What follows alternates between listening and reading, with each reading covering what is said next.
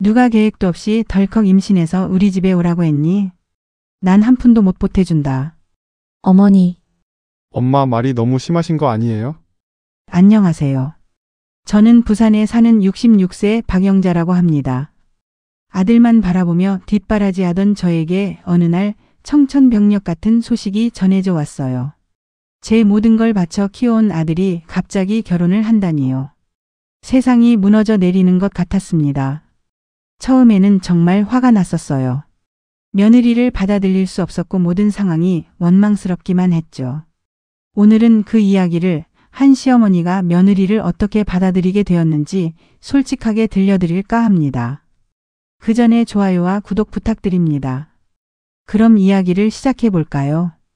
박영자는 늘 하던 대로 저녁 준비를 하고 있었다. 찬장에서 꺼낸 멸치를 골라내며 아들 이성우가 돌아올 시간을 계산했다. 회사에서 야근이 잦아진 요즘 따뜻한 국 한 그릇이라도 제대로 먹이고 싶었다. 30년 넘게 이 작은 집에서 홀로 아들을 키워온 그녀에게 성우는 전부였다. 엄마 있어? 현관문이 열리는 소리에 영자는 국그릇을 들고 부엌에서 나왔다. 평소보다 일찍 들어온 아들의 표정이 어딘지 굳어 보였다. 왜 이렇게 일찍? 밥 먹어라. 성우는 식탁에 앉으며 망설이듯 입을 열었다 닫았다. 그런 아들을 보며 영자는 국그릇을 그의 앞에 놓았다. 엄마 할 말이 있어. 뭔데? 밥부터 먹고 얘기해. 아니야, 지금 해야 할 것 같아. 성우가 고개를 들어 어머니를 바라봤다. 엄마 결혼해야 할 것 같아. 아이가 생겼어. 그 순간 영자의 손에서 국그릇이 덜컥 미끄러져 내려앉았다. 다행히 깨지지는 않았지만 국물이 식탁 위로 흘러내렸다. 영자는 멍하니 그 모습을 바라보다가 천천히 고개를 들어 아들을 똑바로 쳐다봤다. 뭐라고? 은주라는 여자가 있어. 회사 후배인데 아이가 생겼어. 영자의 머릿속이 하얗게 비었다. 결혼? 아이? 아직 집도 제대로 마련하지 못한 아들이 갑자기 결혼이라니. 그동안 연애한다는 말도 제대로 하지 않던 아들이었다. 준비는 뭘 했니? 집은? 돈은? 영자의 목소리가 점점 날카로워졌다. 평생 아들 하나 제대로 키워보겠다고 자신의 모든 것을 쏟아부었는데 이런 식으로 결혼을 하겠다니. 분노와 실망 그리고 배신감이 한꺼번에 밀려왔다. 엄마 미안해. 나도 이렇게 될 줄 몰랐어. 몰랐다고? 영자가 차갑게 웃었다. 책임질 생각도 없이 그런 일을 했다는 거니? 성우는 고개를 숙인 채 아무 말도 하지 못했다.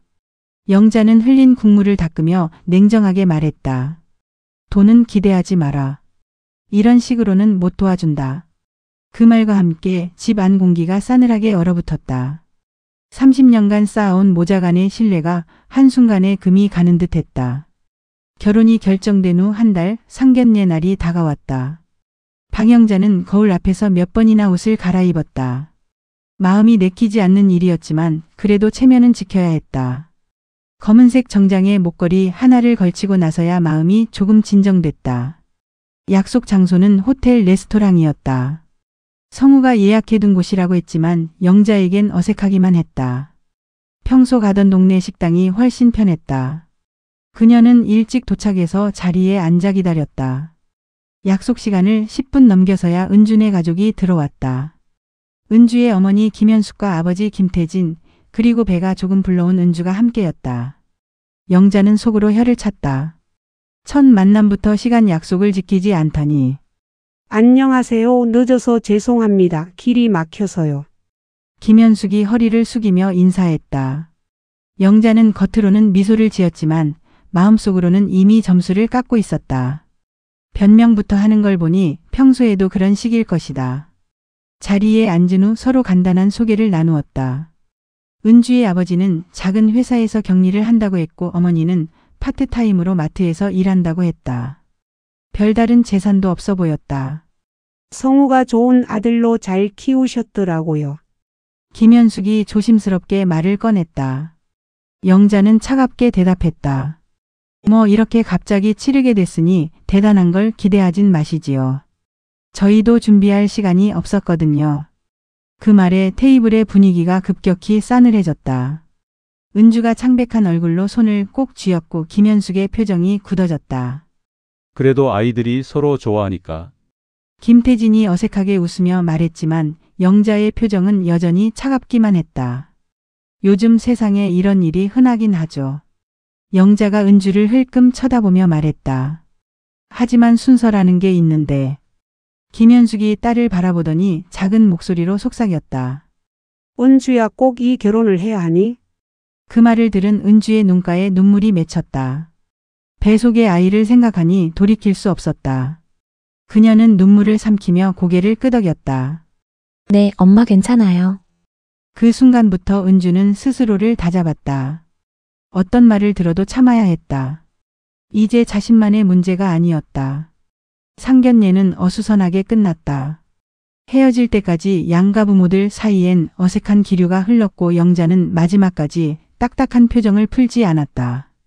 결혼 후 은주는 성우가 어릴 때부터 살던 그 집에서 시어머니와 함께 살게 되었다. 작은 투룸 아파트는 3명이 살기엔 여전히 비좁았다.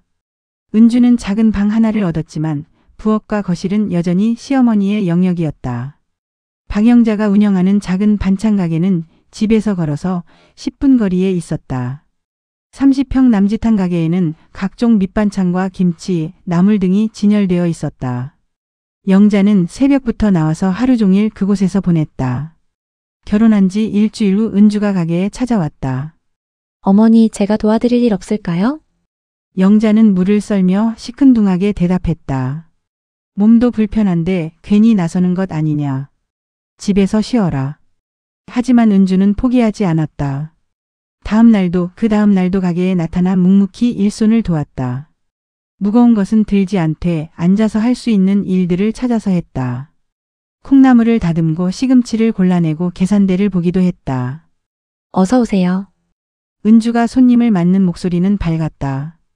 배가 점점 불러와도 가벼운 미소를 잃지 않았다. 단골 아주머니들은 은주를 보며 며느리가 참 예쁘게 생겼네. 성격도 좋아 보여. 하며 칭찬했다. 그런 소리를 들을 때마다 영자는 내심 복잡했다. 분명 화가 나 있는데 며느리가 나서서 일을 도우니 손님들 앞에서 뭐라고 할 수도 없었다. 어머니, 이 김치 정말 맛있어요. 어떻게 담그세요? 은주가 진심으로 궁금해하며 물어봤지만 영자는 대충 둘러댔다. 그냥 하던 대로 하는 거야. 오래 하다 보면 알게 돼. 오후 늦게 장이 파할 무렵 은주는 허리를 조심스럽게 문지르며 의자에 앉았다. 하루 종일 서 있느라 다리도 퉁퉁 부어 있었다. 그런 며느리를 보며 영자는 뭔가 이상한 기분이 들었다. 저렇게까지 할 필요는 없는데. 분명 마음에 들지 않아서 차갑게 대하고 있는데 은주는 꿋꿋하게 자신의 자리를 만들어가고 있었다.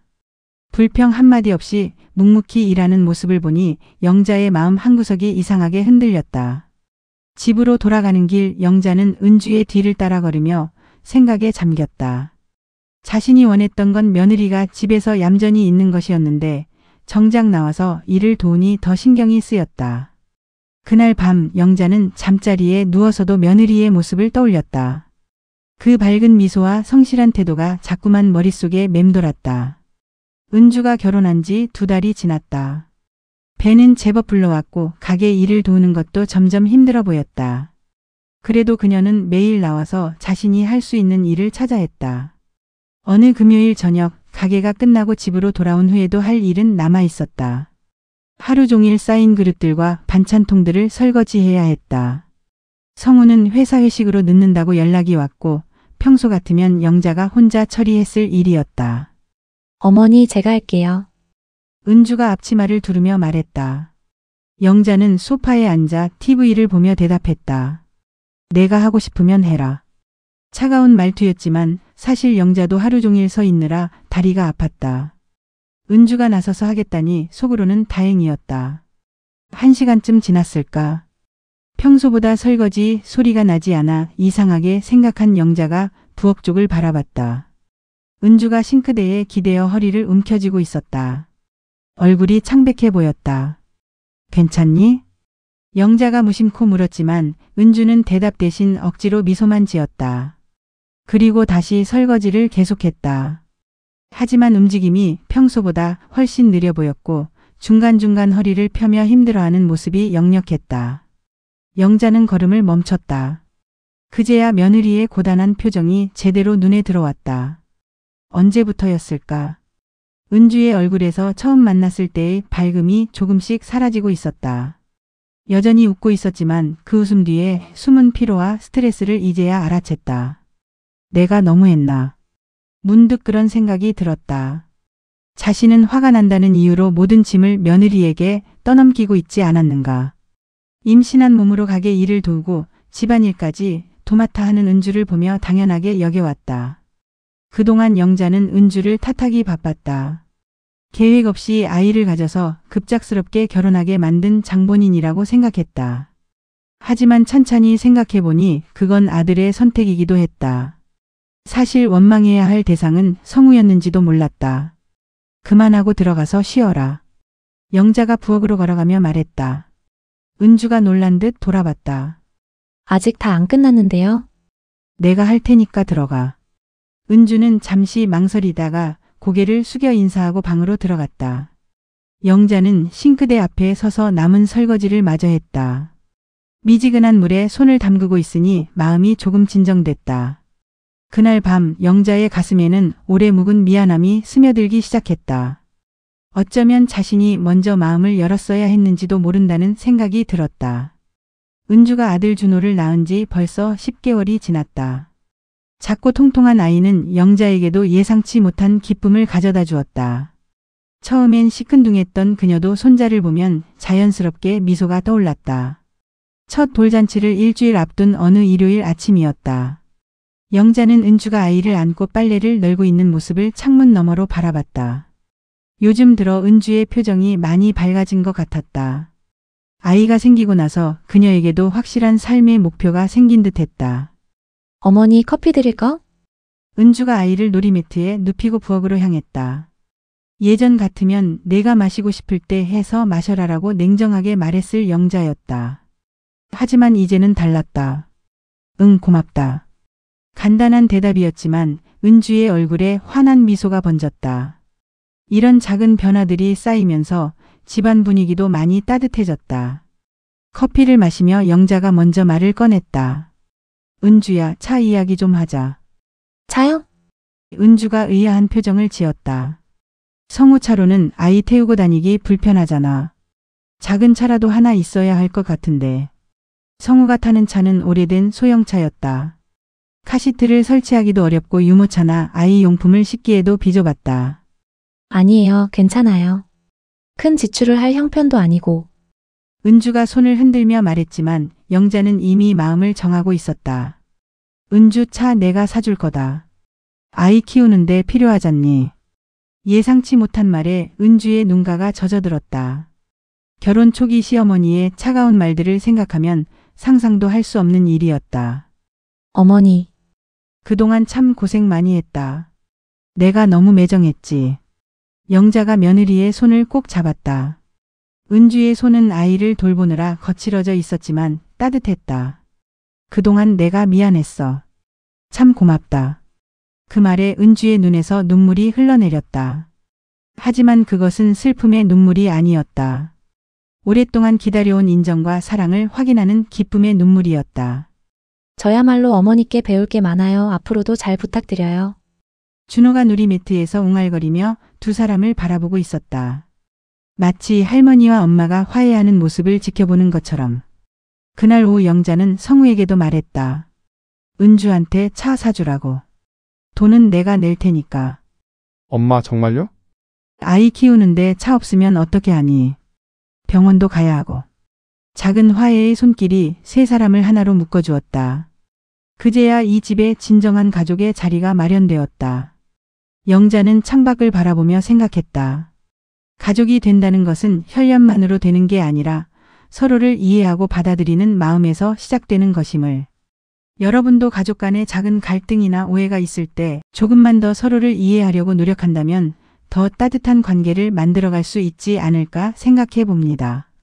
이 이야기가 여러분께 작은 위로가 되었다면 좋아요와 구독 부탁드리겠습니다. 오늘도 따뜻한 하루 보내세요.